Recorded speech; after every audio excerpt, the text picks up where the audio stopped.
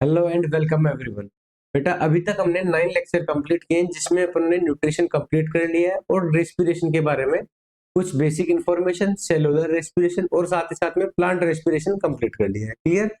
अब बेटा हमें हमारा लेक्चर नंबर 10 है। इस लेक्चर के अंदर हम लोग क्या कवर करेंगे? ह्यूमन रेस्पिरेशन को कवर करने वाले हैं। ठीक है, जिसमें उसकी रेस्पिरेशन की कंप्लीट स्टेजेस हो जाएंगी, रेस्पिरेशन के ऑर्गन्स हो जाएंगी और कौन सा ऑर्गन सिस्टम काम में आ रहा है और कैसे वर्किंग हो रही है कंप्लीट रेस्पिरेशन की। इस इंफॉर्मेशन को आज हम लोग लेक्चर नंबर 10 के अंदर कंप्लीट करने वाले हैं। क्लियर है बेटा? तो चलो आगे कंटिन्यू करते करते हैं। अब देखो रेस्पिरेशन इन ह्यूमन। सबसे पहले बेटा रेस्पिरेशन की जब बात कर रहे हैं हम लोग, तो रेस्पिरेशन में हमें क्या पढ़ना है? देखो सबसे पहले रेस्पिरेशन की डेफिनेशन चेक करते हैं या फिर रेस्पिरेशन होता कहां पर है। तो बेटा ह्यूमन के केस में अगर रेस्पिरेशन की कंडीशन देखी जाए तो बेटा ह्यूमन के अंदर एक डेडिकेटेड ऑर्गन सिस्टम प्रेजेंट होता है जिसमें कई सारे ऑर्गन के ग्रुप होते हैं। ठीक है, ग्रुप ऑफ ऑर्गन्स प्रेजेंट है, वो मिलकर क्या बना रहे हैं? ऑर्गन सिस्टम का फॉर्मेशन कर रहे हैं। उसी सिस्टम को क्या बोलते हैं? रेस्पिरेटरी सिस्टम बोलते हैं। क्लियर। अब बेटा इसी रेस्पिरेटरी सिस्टम में कौन कौन से ऑर्गन प्रेजेंट होंगे, उनकी फंक्शनिंग कैसे होगी और वो कैसे हेल्प करते हैं रेस्पिरेशन को कंटिन्यू करने में। ठीक है, इस सब के बारे में भी हम पढ़ते हैं। ठीक है, in human being as the level of organisation is organ system level. So, for the process of respiration, a well-developed system called the respiratory system is present. क्या नाम है सिस्टम का? रेस्पिरेटरी सिस्टम है, जिसके अंदर कई सारे ऑर्गन्स प्रेजेंट होते हैं। अब ये ऑर्गन कौन कौन से? इसके लिए देखो, organ forming the respiratory system can be situated in two part. Respiratory system के दो पार्ट है, कौन कौन से? अपर रेस्पिरेटरी सिस्टम और lower respiratory system. Upper respiratory system में क्या क्या प्रेजेंट रहेंगे? नेजल पैसेज प्रेजेंट रहेगा, जिसमें क्या रहेगा? एक तो नोजिस्ट्रल, एक पेयर नोजिस्ट्रल का प्रेजेंट रहेगा और साथ ही साथ में नेजल चेंबर प्रेजेंट रहेंगे एंड नेजल चेंबर प्रेजेंट रहेंगे। इन्हीं नेजल चेंबर को क्या नेजल कैविटी के नाम से भी हम लोग जानते हैं। क्लियर। साथ साथ में माउथ एंड फेरिंग्स प्रेजेंट रहते हैं, लेरिंग्स प्रेजेंट रहता है, जिसे साउंड बॉक्स भी बोलते हैं। बेटा जो गले से अपनी आवाज आ रही है ना, उस जगह को क्या बोलेंगे? लेरिंग्स बोलते हैं। और साथ साथ में ये वॉइस प्रोडक्शन का काम कर रही है, इसलिए इसको साउंड बॉक्स के नाम से भी जाना जाता है। क्लियर। अब बात करेंगे लोअर रेस्पिरेटरी सिस्टम की। जैसे ही अपना लेरिंग्स के बाद में जो लॉन्ग पाइप टाइप की स्ट्रक्चर होती है उसको क्या बोल देंगे? ट्रेकिया बोलेंगे, या साथ ही साथ इसका दूसरा नाम क्या होता है? विंड पाइप भी होता है। फिर बेटा ट्रेकिया किसमें कन्वर्ट होती है? दो पार्ट में डिवाइड हो जाती है, जिसे बोलते हैं ब्रोंकाई। कौन कौन से दो पार्ट में कन्वर्ट हो रही है, जिनको क्या बोलेंगे? ब्रोंकाई बोलते हैं। लेफ्ट ब्रोंकाई और राइट ब्रोंकाई होती है। साथ में ब्रोंकाई की जो ब्रांचेस होती है, जो प्राइमरी सेकेंडरी टर्सरी टाइप की हो सकती है, उनको बोलते हैं ब्रोंक्यूल्स। ब्रोंक्यूल्स ओपन होती है किसमें? एल्वियोलाई में होती है। और एल्वियोलाई से रिलेटेड कंप्लीट स्ट्रक्चर जिसमें एल्वियोलाई, ब्रोंक्यूल्स और ब्रोंकाई प्रेजेंट होते हैं, इन सबको मिला के क्या लंग्स की स्ट्रक्चर बनती है। क्लियर है? कौन कौन सी स्ट्रक्चर बनेगी? किस किस को मिला के लंग बनेगा? एल्वियोलाई, ब्रोंक्यूल्स और ब्रोंकाई। क्लियर है? इन तीनों स्ट्रक्चर्स को मिला के क्या बनता है? लंग्स की स्ट्रक्चर का फॉर्मेशन होता है। क्लियर। अब देखो डायग्राम में देखिए, ये अपनी स्ट्रक्चर है ह्यूमन की। यहां पर ये बेटा माउथ है,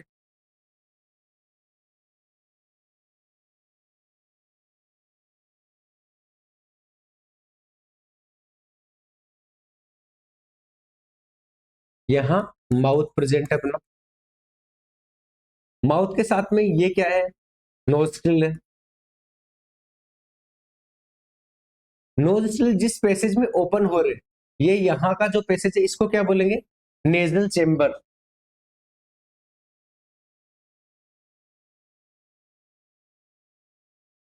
नेजल चेंबर। नेजल चेंबर के बाद में बेटा एक कॉमन पैसेज होता है फूड और विंड के लिए, उसको क्या बोलेंगे? फेरिंग्स बोलेंगे। और फेरिंग्स ओपन होता है लेरिंग्स में, जिसे साउंड बॉक्स के नाम से जानते हैं। देखो सबसे अपर की जो ओपनिंग है इसको क्या बोलेंगे? नोजिस्ट्रिल बोल रहे हैं। नोजिस्ट्रिल किस में ओपन हो रहे हैं? नेजल पैसेज में ओपन हो रहे हैं। साथ साथ नेजल पैसेज के बाद में साउंड बॉक्स या लेरिंग्स प्रेजेंट होता है। बेटा बीच में एक फेरिंग्स नाम की स्ट्रक्चर भी होती है, जो फूड और एयर दोनों के लिए कॉमन पैसेज का काम करती है। क्लियर। फिर इसके बाद में ट्रेकिया प्रेजेंट होती है, इसे विंड पाइप के नाम से भी जानते हैं। इसी ट्रेकिया पर सी शेप की कार्टिलेजिनस रिंग प्रेजेंट होती है। सी शेप में कार्टिलेजिनस रिंग प्रेजेंट होती है बेटा इस टाइप से। अब ये बेटा सी शेप में क्यों रही? क्योंकि बेटा अगर किसी भी पाइप को अगर फैलना है या सिकुड़ना है, तो अगर ये कंप्लीट रिंग से कवर रहेगा तो बेटा सिकुड़ नहीं पाएगा और फैल भी नहीं पाएगा। अगर इसको चारों तरफ से किसी चीज से बाइंड कर देंगे तो क्या ये फैल पाएगा या सिकुड़ पाएगा? लेकिन अगर तीन साइड से कवर कर रहे हैं तो एक साइड इसके पास ओपन है फैलने के लिए भी और सिकुड़ने के लिए भी। तो बेटा जिस हिसाब से अपने को बॉडी को क्या ऑक्सीजन की रिक्वायरमेंट होती है उस हिसाब से ये फैल और सिकुड़ सकती है। फिर बेटा देखो आगे ट्रेकिया किसमें कन्वर्ट हो रही है, ब्रोंकाई में कन्वर्ट हो रही है। कितनी ब्रोंकाई दिख रही है अपने को, दो ब्रोंकाई दिख रही है। जो राइट साइड में ओपन हो रही है इसको राइट ब्रोंकाई बोलेंगे, जो लेफ्ट साइड में ओपन हो रही है इसको लेफ्ट ब्रोंकाई बोलेंगे। अब बेटा ये लेफ्ट ब्रोंकाई और राइट ब्रोंकाई कई सारी छोटी छोटी ब्रांचेज में ओपन हो रही है आगे जाके। इन्हीं छोटी छोटी ब्रांचेज को क्या बोल रहे हैं हम लोग, ब्रोंक्यूल्स बोल रहे हैं। क्लियर है, ब्रोंकाई किस में कन्वर्ट हो रही है, ब्रोंक्यूल्स में कन्वर्ट हो रही है। और बेटा यही ब्रोंक्यूल्स एल्वियोलाई में ओपन होती है, किसके थ्रू, एल्वियोलर डक्ट के थ्रू ओपन होती है, किसके अंदर, एल्वियोलाई के अंदर। क्लियर। अब बेटा जो अपने लंग्स है इनकी स्ट्रक्चर को कौन सी कैविटी के अंदर प्रेजेंट होते हैं, ये थोरेसिक कैविटी के अंदर प्रेजेंट होते हैं। इस थोरेसिक कैविटी को एब्डोमेन कैविटी से सेपरेट करने के लिए एक स्ट्रक्चर प्रेजेंट होती है, इसी को क्या बोलते हैं, डायफ्राम बोलते हैं, जो लंग्स के फूलने और सिकुड़ने में भी हेल्प करते हैं। क्लियर है। और यहाँ पर बेटा हार्ट प्रेजेंट होता है अपना। ठीक है, अब देखो एक एक नेमिंग को फिर से देखते हैं। यहाँ पर सबसे ऊपर में क्या प्रेजेंट है, नोजिस्ट्रल प्रेजेंट है, नोजिस्ट्रल के नीचे में नेजल पैसेज प्रेजेंट है, बाद में साउंड बॉक्स या लेरिंग्स प्रेजेंट है, लेरिंग्स ओपन हो रहे हैं ट्रेकिया में। ट्रेकिया की स्ट्रक्चर कैसी होती है, जो कि एक सी शेप के कार्टिलेजिनस रिंग से कवर होती है। क्लियर है, ब्रोंकाई में ओपन हो रही है, और ब्रोंकाई इटसेल्फ बेटा सी शेप की रिंग से कवर होता है ब्रोंकाई तक। देखो कौन कौन सी दो चीजें, ट्रेकिया और ब्रोंकाई दोनों के दोनों किससे कवर होते हैं, सी शेप की कार्टिलेजिनस रिंग से कवर होते हैं। क्लियर।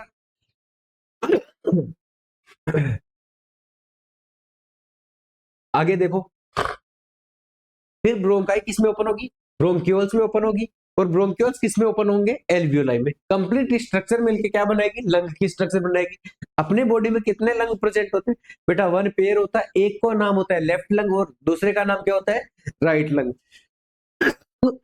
लंग। ठीक है।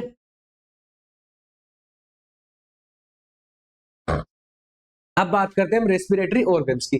तो सबसे पहले अपर रेस्पिरेटरी ऑर्गन्स कौन से होते हैं, अपर रेस्पिरेटरी ऑर्गन्स में क्या रहेगा, सबसे पहले नेजल पैसेज प्रेजेंट रहेगा, माउथ एंड फेरिंग्स प्रेजेंट रहेगा, और लेरिंग्स। हमें तीन स्ट्रक्चर कंप्लीटली पढ़नी है। ठीक है, अपर रेस्पिरेटरी ऑर्गन्स में क्या क्या, nasal passage, mouth and pharynx, और साथ में लेरिंग्स पढ़ना है। क्लियर। तो देखो नेजल पैसेज में क्या होता है, नेजल पैसेज क्या है, रिसीविंग पार्ट है, जो अपनी ऑक्सीजन को रिसीव कर रहा है बाहर से, या एयर को रिसीव करने का काम कर रहा है। तो इसको किस में काउंट करेंगे, respiratory part of respiratory system में। अपर रेस्पिरेटरी पार्ट क्या है, रिसीविंग पार्ट है हवा के लिए। ठीक है।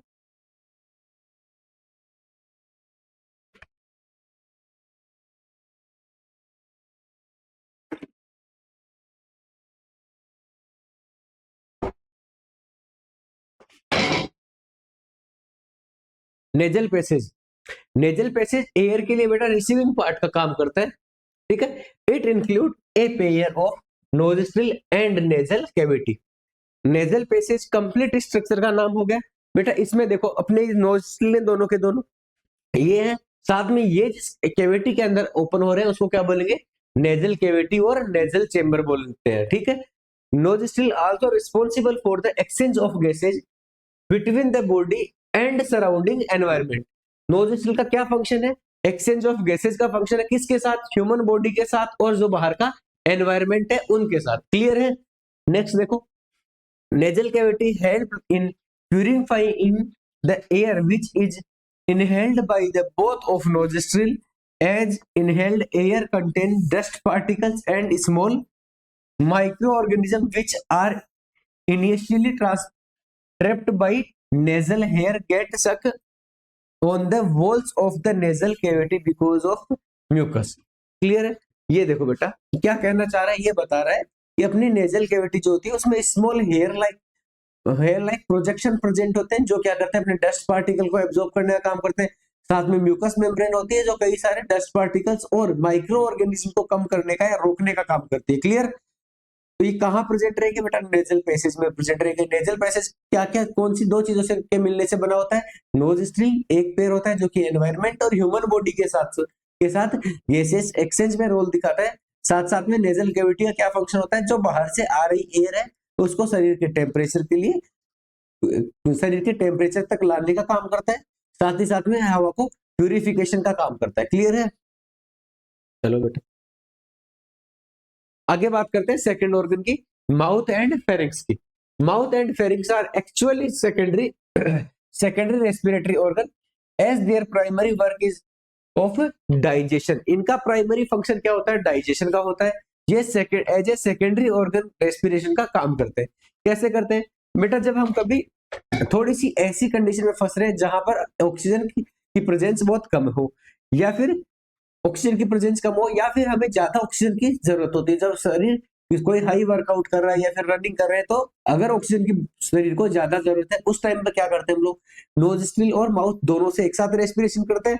तो बेटा रेस्पिरेशन जो माउथ की हेल्प से हो रहा है, तो माउथ से होते हुए फेरिंक्स में जाएगा, फेरिंक्स से लेरिंक्स में जाएगा। क्लियर है? तो नेजल चैम्बर को हमने बाईपास कर दिया। तो माउथ और फेरिंक्स क्या करते हैं? एज ए सेकेंडरी ऑर्गन की तरह एक्ट करते हैं। क्लियर है? सेकेंडरी रेस्पिरेटरी ऑर्गन की तरह एक्ट करते हैं। देखो, in case of suffocative respiration or when there is a high demand of oxygen by our muscle cell, then the start of breathe through our mouth along with the nasal passage, the air that extends through our mouth is followed by the pharynx. बेटा जो mouth से oxygen ली जा रही है वो फेरिक्स को जाएंगी, फेरिक्स से लेरिंग्स की तरफ मूव करने वाली है। क्लियर है? अब देखो बेटा लेरिंग्स क्या होता है? लेरिंग्स के बेटा साउंड बॉक्स के नाम से भी इसे जानते हैं। बेटा अपने जो गले के स्ट्रक्चर है, जो वोकल कॉर्ड जहां पर प्रेजेंट होते हैं, जहां से अपना साउंड प्रोडक्शन हो रहा है, उस जगह को क्या बोलेंगे? लेरिंग्स बोलेंगे। Larynx is a commonly called the sound box as it produce sound by in the air that vibrate vocal cords exhalation. Clear है? वोकल कॉर्ड में एक्सहेलेशन होता है, उसकी वजह से साउंड का प्रोडक्शन होता है। ठीक है? Larynx is responsible for the connecting upper respiratory organs with the lower respiratory organ. Clear है? हमने अपर रेस्पिरेटरी ऑर्गन्स कंप्लीट कर लिए। कौन कौन से ऑर्गन पढ़े हैं? सबसे पहले हमने नेजल पैसेज पढ़ा है, नेजल पैसेज के बाद में माउथ एंड फेरिंक्स पढ़े हैं, और साथ में लेरिंग्स पढ़ा है। तो कुल मिलाकर हमने 4 रेस्पिरेटरी ऑर्गन्स पढ़ लिए, जो किसके अंदर इंक्लूड होते हैं? अपर रेस्पिरेटरी सिस्टम के अंदर, या फिर अपर रेस्पिरेटरी ऑर्गन्स के अंदर इंक्लूड होते हैं। क्लियर? इसके बाद में हमें क्या पढ़ना है? लोअर रेस्पिरेटरी ऑर्गन्स पढ़ने हैं। क्लियर? देखो लोअर रेस्पिरेटरी ऑर्गन्स कौन कौन से होते हैं? इसमें बेटा ट्रेकिया, ब्रोंकाई, ब्रोंकियोल्स और एल्वियोलाई एंड लंग्स आ रहे हैं। ठीक है? लंग्स के अंदर प्रेजेंट होते हैं क्या क्या? Bronchi, bronchioles and alveoli present होते हैं। क्लियर? चलो सबसे फर्स्ट पार्ट को स्टार्ट करते हैं, ट्रेकिया। बेटा ट्रेकिया को क्या विंड पाइप के नाम से भी जानते हैं। बेटा इसी ट्रेकिया के चारों तरफ क्या होता है? सी शेप की रिंग प्रेजेंट होती है। देखो जैसे अपनी ये बोतल है, इसे मान के लो कि ये ट्रेकिया है, इस पर इस तरीके से एक कंप्लीट सी शेप की रिंग प्रेजेंट रहेगी, और जो एक साइड से ओपन है, किसकी बनी होती है? कार्टिलेज की बनी हुई होती है, कार्टिलेजिनस रिंग है। अब बेटा इसकी 3 साइड से क्यों कवर है? पूरी साइड से कवर क्यों नहीं है? अगर मैं इसको यहां से भी कवर कर दूं, तो बेटा क्या इस विंड पाइप को फैलने के लिए और सिकुड़ने के लिए कोई जगह मिलेगी क्या? बिल्कुल नहीं मिलने वाली है। तो बेटा अपनी बॉडी की रिक्वायरमेंट के अकॉर्डिंग ये क्या होती है? अगर ऑक्सीजन का ट्रांसपोर्ट ज्यादा करवाना है तो ये फैल जाती है, और जब ऑक्सीजन का ट्रांसपोर्ट कम करवाना है तो ये सिकुड़ने लगती है। क्लियर है? इसीलिए ये सी शेप की कार्टिलेजिनस रिंग प्रेजेंट होती है। अब यही कार्टिलेजिनस रिंग अब कहां कहां प्रेजेंट होती है? साथ साथ में ट्रेकिया के साथ साथ में ब्रोंकाई पर भी प्रेजेंट होती है। ये बात अपने को ध्यान रखनी है। देखो trachea commonly known as the wind pipe which is cylindrical tube-like organ which carries the inhaled air coming from upper respiratory organ towards the chest cavity. Upper respiratory organ से जो ऑक्सीजन आ रही है या फिर जो एयर आ रही है, उसको कहां ट्रांसफर करने का काम कर रही है? ट्रेकिया अपनी चेस्ट कैविटी या थोरेसिक कैविटी को ट्रांसपोर्ट करने का काम कर रही है। On the trachea there are present C shaped cartilaginous ring, C shaped because of the presence of the oesophagus just behind it. It protects the trachea from collapsing during the suffocative situation or during improper supply of air through it. Clear है? इसको collapse होने से बचा रही है, फैल के ज्यादा ऑक्सीजन के ट्रांसपोर्ट करवाने में हेल्प कर रही है। In the chest cavity the trachea divide into 2 parts to form bronchi. Bronchi के फॉर्मेशन के लिए एक जो ऊपर से ट्रेकिया आ रही है, ये बेटा 2 अपनी ब्रांचेज में कन्वर्ट हो जाता है। इन्हीं को क्या बोलते हैं? ब्रोंकाई बोलते हैं। ठीक है? अब बेटा नेक्स्ट ऑर्गन की बात करें। देखो ये जो ऊपर से ट्रेकिया आ रही है, जो सी शेप की रिंग से कवर है। क्लियर है? रिंग से कवर होने के साथ साथ दो ब्रांचेज में डिवाइड हो रही है, इनको क्या बोलेंगे? ब्रोंकाई बोलेंगे, लेफ्ट ब्रोंकाई, राइट ब्रोंकाई। ठीक है, दोनों की दोनों किस में कन्वर्ट हो रही है? ब्रोंकाई में कन्वर्ट हो रही है। तो बेटा ये कौन सी ब्रोंकाई हो जाएगी? ये राइट ब्रोंकाई है, यहाँ लेफ्ट ब्रोंकाई है। In the chest cavity, the trachea divide into two equal part which are known as bronchi. किस में कन्वर्ट हो रही है? ब्रोंकाई में डिवाइड हो रही है। क्या? ट्रेकिया डिवाइड हो रही है। On the bronchi also C-shaped cartilaginous rings are present. अब बेटा ब्रोंकाई किस में कन्वर्ट होगी? किस चीज में डिवाइड होगी? ब्रोंकियोल्स में। As bronchi enter inside the lungs, it further divide into many fine branches called primary, secondary and tertiary bronchioles. Clear है बेटा? ब्रोंकाई किसमें डिवाइड होगी? ब्रोंकियोल्स में डिवाइड होगी। These are further connected with the alveolar duct which open in alveoli. देखो ये यहां से ब्रोंकाई आ रही है, ये ब्रोंकाई अलग अलग ब्रांचेज में डिवाइड हो रही है, प्राइमरी, सेकेंडरी। ये देखो ये जितनी यहां से ब्रांचेज जो निकल रही है इनको क्या बोलेंगे? Primary bronchioles. अब जो प्राइमरी ब्रोंक्यूल से जो ब्रांचेज निकलेगी उनको क्या बोलेंगे? Secondary bronchioles. और बेटा ये एल्वियोलर डक्ट के थ्रू एल्वियोलाई में ओपन हो रही है। किसके थ्रू? एल्वियोलर डक्ट के थ्रू एल्वियोलाई में ओपन हो रही है। क्लियर है? एल्वियोलाई क्या कर रही है? जो स्ट्रक्चर का फॉर्मेशन करती है, किसका? लंग्स का। ठीक है, लंग्स की स्ट्रक्चर का फॉर्मेशन करती है, गैसियस एक्सचेंज में इनका रोल होता है। ठीक है, देखो एल्वियोलाई एंड लंग्स। तो सबसे पहले एल्वियोलाई की बात करते हैं। Numerous balloon like structure present at the inner wall of lungs. Lungs की इनर वॉल पर प्रेजेंट होने वाली स्ट्रक्चर है ये। कैसी होती है? खूब सारे नंबर में होती है, न्यूमरस नंबर है।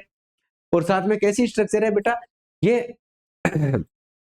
ये बेटा गैसेस एक्सचेंज करवाने वाली स्ट्रक्चर है, responsible for the exchange of gases between the blood and themselves. Means alveoli और ब्लड वेसल्स के बीच में जो ऑक्सीजन और कार्बन डाइऑक्साइड का जो एक्सचेंज हो रहा है उसके लिए रेस्पॉन्सिबल है।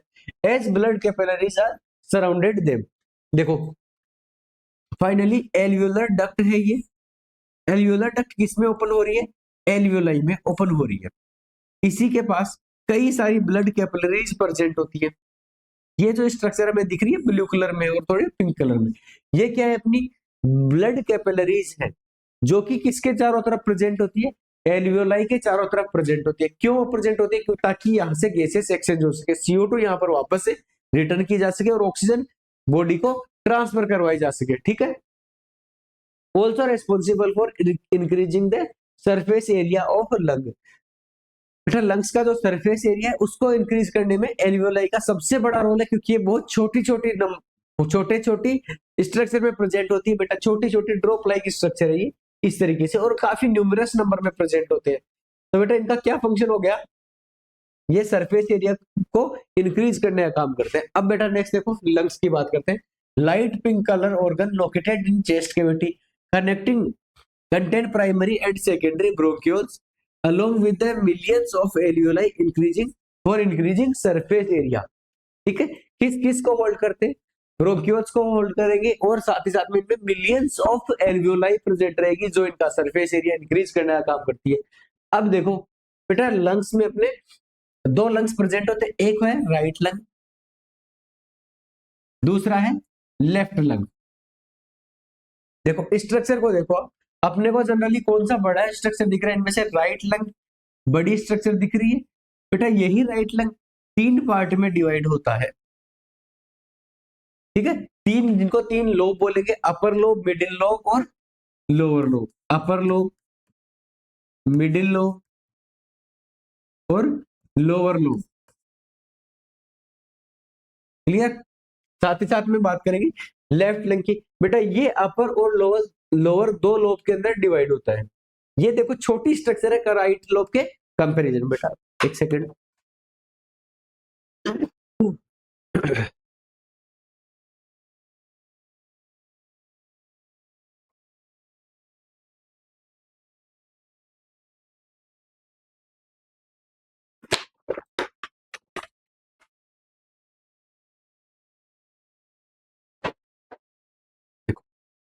लेफ्ट लंग और राइट लंग दोनों की बात हो रही है। राइट लंग क्या है? कंपेरेटिवली थोड़ी सी बड़ी स्ट्रक्चर है लेफ्ट लंग के कंपैरिजन में। लेफ्ट लंग स्मॉलर स्ट्रक्चर है राइट लंग के कंपैरिजन में। क्यों बेटा? क्योंकि राइट के अंदर 3 लोब प्रेजेंट है, साथ ही साथ लेफ्ट साइड में अपना हार्ट प्रेजेंट होता है। तो बेटा हार्ट को स्पेस देने के चक्कर में अपना जो लेफ्ट लंग है वो क्या हो रहा है, थोड़ा सा छोटी साइज का प्रेजेंट होता है, ठीक है, और ये ओनली 2 लोब के अंदर ही डिवाइड हो पाता है। क्लियर है? अब देखो राइट लंग में कितनी 3 लोब प्रेजेंट होती है, अपर, मिडिल और लोअर। साथ साथ में लेफ्ट लंग में कितनी 2 लोब प्रेजेंट होती है, कौन सी, अपर और लोअर। क्लियर है? अब बात करते हैं आगे की। दोनों लंग को प्रोटेक्ट करने के लिए क्या प्रेजेंट होता है बेटा, यहाँ पर रिब केज प्रेजेंट होता है। रिब केज किसका बना होता है बेटा, बोन्स का बना हुआ होता है। ठीक है, both of lungs are protected inside the cage called rib cage. कितनी इसके अंदर ये पसलियां कितनी होती है बेटा, 12 पेयर प्रेजेंट होते हैं। ये 12 पेयर प्रेजेंट होते हैं जो कंप्लीट अपनी थोरेसिक कैविटी को कवर रखते हैं। ठीक है, साथ साथ the concentration, the contraction and expansion of both of lungs is controlled by the diaphragm and intercostal muscles। बेटा डायफ्राम और इंटरकोस्टल मसल्स जो होती है, इंटरकोस्टल मसल्स कहां पर प्रेजेंट होगी, ये इन रिब केज के अंदर की ओर प्रेजेंट रहती है, और डायफ्राम कहां रहता है बेटा, यहां पर प्रेजेंट रहता है, ये लोअर साइड में। बेटा डायफ्राम का क्या फंक्शन हो गया, ये अपनी जो थोरेसिक कैविटी है और एब्डोमिनल कैविटी है, इन दोनों को सेपरेट करने का काम करता है। साथ ही साथ लंग्स के लिए क्या कर रहा है, एक कंप्लीट एयर टाइट चेंबर बनाने का काम करता है, जो कि लंग्स को फूलने और सिकुड़ने में हेल्प करता है। क्लियर? साथ साथ इंटरकोस्टल मसल्स प्रेजेंट होती है जो कि रेस्पिरेशन में एक्टिव रोल दिखाती है। देखो, हाँ, तो ये अपना चैप्टर का एक पार्ट कंप्लीट हो चुका है, जिसमें हम लोग क्या कर रहे थे, रेस्पिरेटरी ऑर्गन्स के बारे में पढ़ना था हमें। अब बेटा हम लोग आगे क्या पढ़ेंगे, स्टेप ऑफ रेस्पिरेशन। रेस्पिरेशन में कितनी स्टेप होती है, कैसे होती है, इन सब के बारे में जानना है। तो बेटा देखो, सबसे पहले बात करके देखते हैं हम। जैसे हमने रेस्पिरेशन किया या ब्रीदिंग की, तो सबसे पहले हमने क्या किया, हवा को अंदर की ओर लिया, इनहेलेशन हुआ, तो हवा को बाहर वापस भेजा, इसको क्या बोलते हैं, एक्सहेलेशन बोलते हैं। ये दोनों चीजें किसके अंदर इंक्लूड होगी, ब्रीदिंग के अंदर इंक्लूड होगी। जैसे ही अपनी एयर पहुंची कहां पर, एल्वियोलाई तक, एल्वियोलाई तक जाने के बाद कैपिलरीज के थ्रू यही ऑक्सीजन जो अपने बाहर से लिए, ये कहां जाएगी, एल्वियोलाई के थ्रू अपनी ब्लड वेसल्स में जाएगी, ब्लड वेसल्स के थ्रू हार्ट में जाएगी, और हार्ट क्या करेगा, ऑक्सीजनेटेड ब्लड को अपनी बॉडी के अंदर पंप करने का काम करेगा। तो जो ये एक्सचेंज हो रहा है, इसी एक्सचेंज के थ्रू क्या हो रहा है, ट्रांसपोर्टेशन ऑफ ऑक्सीजन हो रहा है, सॉरी एक्सचेंज ऑफ गैसेज हो रहा है। एक्सचेंज के बाद में हार्ट क्या कर रहा है, इसी ऑक्सीजन को ट्रांसपोर्ट करने का काम कर रहा है, किसके थ्रू, ब्लड के थ्रू। कहां भेज रहा है, अपनी कंप्लीट बॉडी की सेल्स के अंदर भेज रहा है। जैसे ही ये ऑक्सीजन बॉडी की सेल्स में पहुंचेगी, तो माइटोकॉन्ड्रिया क्या करेगी, एरोबिक रेस्पिरेशन करेगी, जिससे कि एक भी ग्लूकोज, किसी भी ग्लूकोज मॉलिक्यूल से ज्यादा एटीपी का फॉर्मेशन किया जा सके। ठीक है बेटा, अब देखो आगे की बात करते हैं हम लोग। Step of respiration. रेस्पिरेशन में बेटा कितनी 4 डिफरेंट स्टेज इंक्लूड की जाती है, जिनमें कौन कौन सी है, फर्स्ट स्टेज है ब्रीदिंग, सेकंड स्टेज है एक्सचेंज ऑफ गैसेज, थर्ड है ट्रांसपोर्टेशन ऑफ ऑक्सीजन या फिर ट्रांसपोर्टेशन ऑफ गैसेज, साथ साथ में फोर्थ स्टेज क्या है, सेलुलर रेस्पिरेशन। देखो ब्रीदिंग क्या है, हवा को बाहर लेना, अंदर लेना और बाहर की ओर वापस रिलीज करना। एक्सचेंज ऑफ गैसेस कहां होगी, एल्वियोलाई और ब्लड कार्कुलेंस के बीच में होने वाली प्रोसेस है। ट्रांसपोर्ट ऑफ ऑक्सीजन क्या है बेटा, इसको ब्लड द्वारा कंप्लीट बॉडी की ओर ट्रांसफर किया जाना है। और सेलुलर रेस्पिरेशन क्या है, सेल्स के अंदर ग्लूकोज के ब्रेकडाउन से एटीपी का फॉर्मेशन होना। क्लियर? फर्स्ट स्टेज में आ जाओ, breathing. Breathing involve two steps which help in the exchange of gases between body and surrounding environment. First stage का क्या नाम है, inhalation. Inhalation intake of air और oxygen from the atmosphere. Clear है? क्या है, इनटेक ऑफ एयर, बेटा हवा का बॉडी के अंदर आना, कहां से, सराउंडिंग एनवायरनमेंट से। Exhalation removal of CO2 among with the other component of air from the body. Clear है? बॉडी से कहा, एनवायरनमेंट में एयर को रिलीज करने की प्रोसेस क्या हो रही है, एक्सहेलेशन हो रही है। इनटेक करने की प्रोसेस को क्या बोल रहे हैं, इनहेलेशन बोल रहे हैं। दोनों के दोनों पार्ट किसके अंदर इंक्लूड होते हैं, ब्रीदिंग के अंदर। और ब्रीदिंग क्या है, अपने रेस्पिरेशन की फर्स्ट स्टेज है। क्या, अपने रेस्पिरेशन की फर्स्ट स्टेज को क्या बोल रहे हैं, ब्रीदिंग बोल रहे हैं। सेकंड बात करेंगे, exchange of gases. Exchange of gases कहां आकर होता है बेटा, ये एल्वियोलाई में आकर होने वाली प्रोसेस है। ठीक है, after breathing gases gaseous exchange take place between alveoli and blood capillaries through through diffusion. Process का नाम क्या है बेटा? डिफ्यूजन। अब बेटा डिफ्यूजन की बात करें, डिफ्यूजन क्या होता है बेटा? कोई भी molecule, any molecule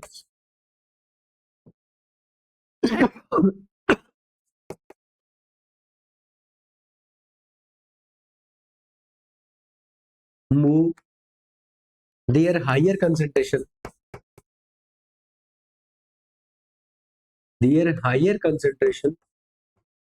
to their lower concentration।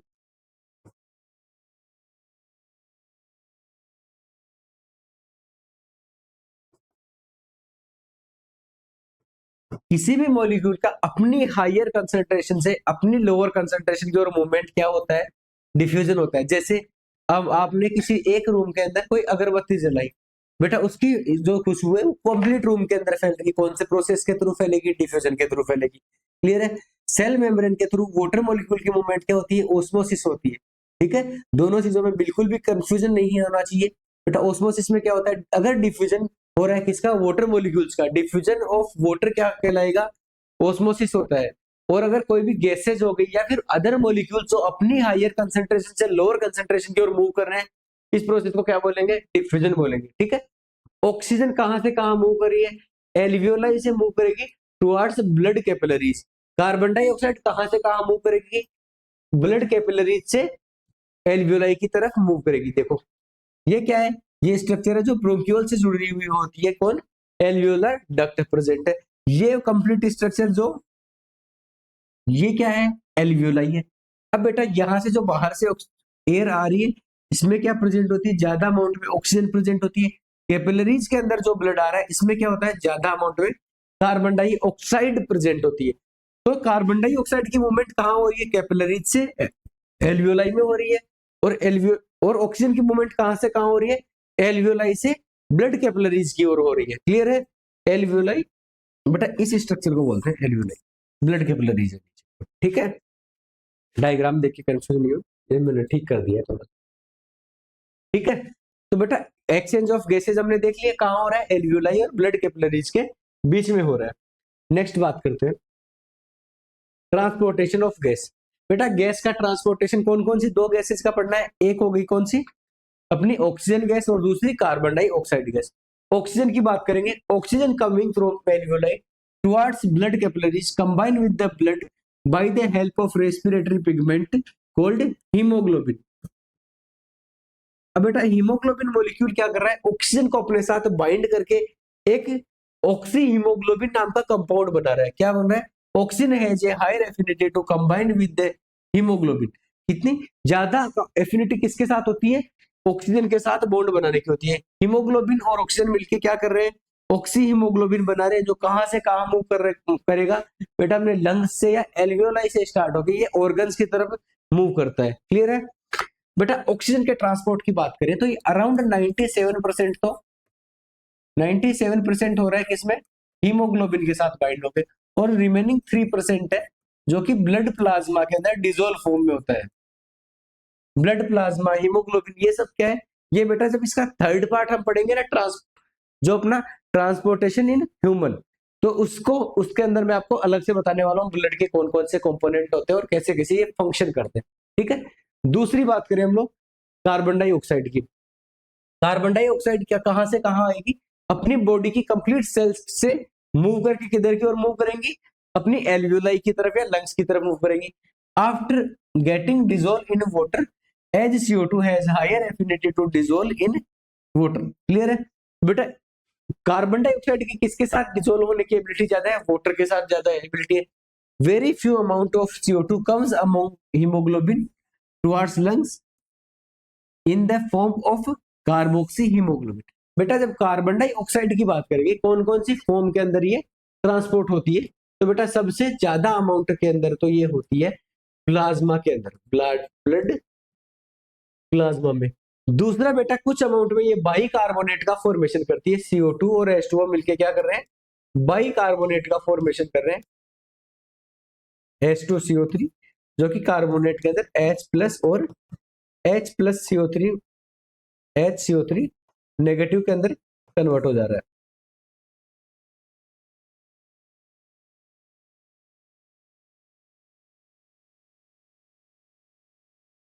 देखो क्लियर ही लिख देते हैं इसको।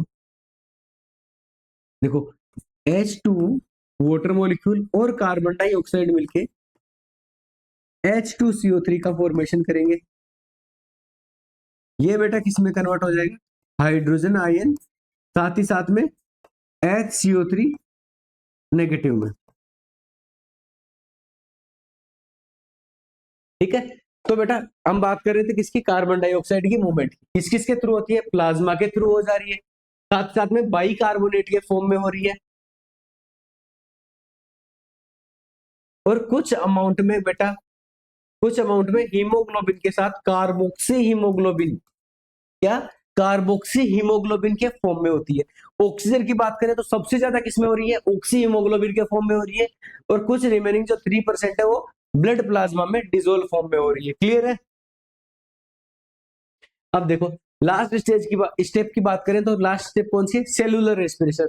सेल्स के अंदर जो रेस्पिरेशन हो रहा है उसमें क्या होगा बेटा? ग्लूकोज मॉलिक्यूल का ब्रेकडाउन होगा ऑक्सीजन की प्रेजेंस में, अगर ऑक्सीजन प्रेजेंट है तो। अगर ऑक्सीजन की कमी है तो लैक ऑफ ऑक्सीजन में होगा, और अगर ऑक्सीजन एब्सेंट है तो ऑक्सीजन की एब्सेंस में होगा, जिसे फर्मेंटेशन हम बोलते हैं। तो बेटा हम इसकी जो सेलुलर रेस्पिरेशन की तीनों स्टेप है वो हम ऑलरेडी कल के लेक्चर में कवर कर चुके हैं, लेक्चर नंबर 9 के अंदर। तो बेटा अगर ये सेलुलर रेस्पिरेशन आपको नहीं समझ में आ रहा है तो बेटा लास्ट क्लास को आपको एक बार फिर से रिवाइज करना है। It is the final step of respiration in which breakdown of glucose by using oxygen is done to produce energy in the form of ATP. ATP क्या होती है? एडिनोसिन ट्राइफॉस्फेट, जो बेटा एनर्जी करेंसी ऑफ सेल की तरह act करती है। Clear है? मसल्स कौन सी यूज हो रही है रेस्पिरेशन में? बेटा टू टाइप के अपने को मसल्स पढ़नी होती है, एक होता है अपना डायफ्राम और दूसरा इंटरकोस्टल मसल्स। देखो मसल्स में कौन सी दो डिफरेंट टाइप की मसल्स प्रेजेंट होती है, कौन कौन सी? फर्स्ट इंटरकोस्टल मसल्स, दूसरी डायफ्राम। डायफ्राम की हम लोग बात करें तो देखो डायफ्राम क्या है? डोम शेप की मस्कुलर स्ट्रक्चर होती है जो कि कंट्रोल कर रही है अपने expansion and contraction of both of lungs को, लंग्स के फैलने और सिकुड़ने को कंट्रोल करने वाली स्ट्रक्चर क्या है? डायफ्राम है। Diaphragm also responsible for separating chest cavity और thoracic cavity to abdominal cavity. अपनी जो दोनों बॉडी की दोनों कैविटी होती है, कौन कौन सी? एब्डोमिनल कैविटी और थोरेसिक कैविटी को सेपरेट करने का काम कर रही है। और बेटा एक्सपेंशन और किसको? कॉन्ट्रिक्शन ऑफ लंग्स को भी कंट्रोल करने का काम कौन कर रही है?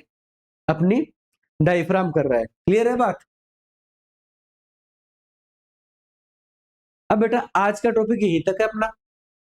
तो अगर आपको कंटिन्यू स्टडी अपनी रखनी है तो बेटा आप अगर इन्हीं नोट्स के थ्रू पढ़ना चाहते हो तो आप अपना ये क्यूआर कोड स्कैन करके टेलीग्राम, इंस्टाग्राम और अपना एप्लीकेशन डाउनलोड कर सकते हो।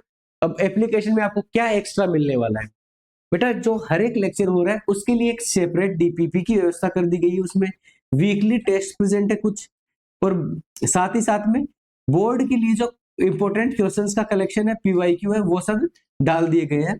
तो अगर आपको अपनी स्टडी को कंटिन्यू रखना है हमारे साथ तो आप बेटा अपने एप्लीकेशन के साथ जुड़ सकते हो। कहाँ से जुड़ोगे?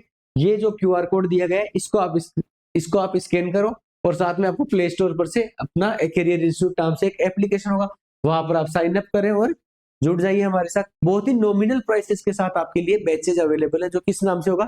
विजय बैच के नाम से अवेलेबल है। क्लियर है बात? तो बेटा थैंक यू, आज के लिए इतना ही।